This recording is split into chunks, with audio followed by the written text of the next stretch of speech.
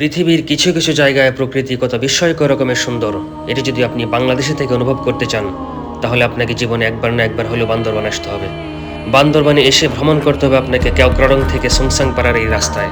আসতে হবে আপনাকে বর্ষার শেষের কোনো একদিনে, যখন চারপাশ সবুজে সবুজে ছেয়ে যায়, যখন আকাশে সাদা মেঘেরা উড়ে বেড়ায়।